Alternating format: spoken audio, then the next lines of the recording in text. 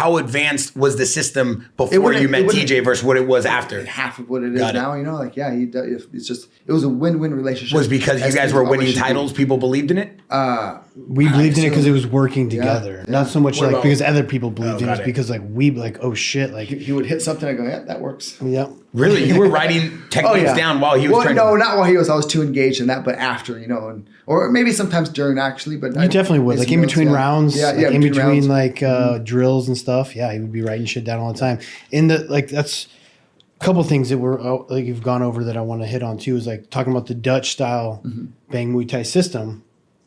Is that like I'm going to become a better striker as I'm holding pads, right? And that's why it's so important to be doing these Dutch drills and drilling with each other. I can't just like shut my brain off and be like, all right, you're going to hit a 1, 2, 3 leg kick and like whatever. I'm like in a fight stance. I move around, I'm fighting, I'm feinting still, and I'm catching punches and I'm seeing it. Now I see his tendencies. Now I see like maybe he's pumping his jab, maybe he's clapping his fucking hands before he throws, right? Like certain things that you're going to see by holding mitts. And you're going to become a better fighter by holding mitts, but you're not holding mitts, you're holding your gloves, right? So that's really important. You're learning how to block a kick correctly. You're not holding a tie pad and catching the kick. You're catching it like you're fighting.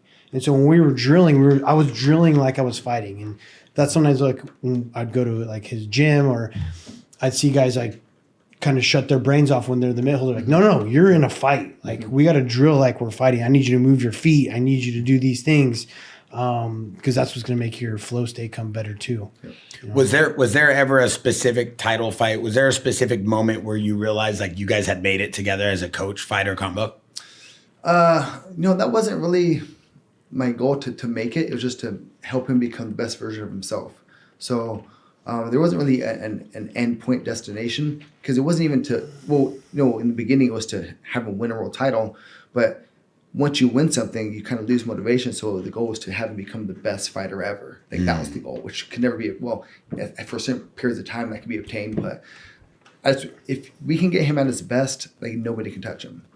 So that was the main goal.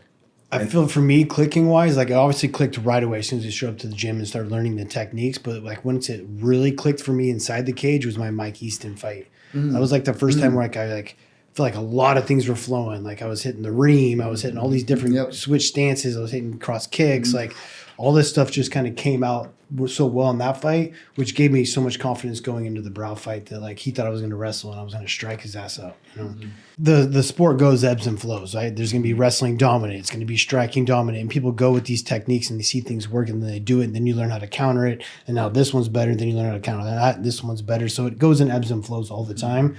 I think we are seeing people switch their stances a lot more now, but they don't understand to, like he brought up earlier, how to strike while switching, how to use your defense while switching, why you're switching. They're just switching because they've seen that it works, right? And really getting into the system of like, I'm hitting this, I'm landing a punch as I'm switching my stance. I'm switching my stance because I want to be in that open stance because I see he's got holes, he's dipping his head.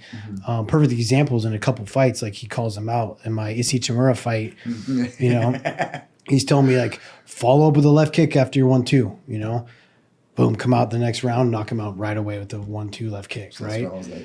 And then with the Garbrandt fight, it's a little bit different, not so much of a technique, more of a tempo, was that like I was feinting before every combo, you know, and he's fast and he would get out of the way. He's a very fast, athletic guy, and I would feint and he would get out. He didn't want to be in that range.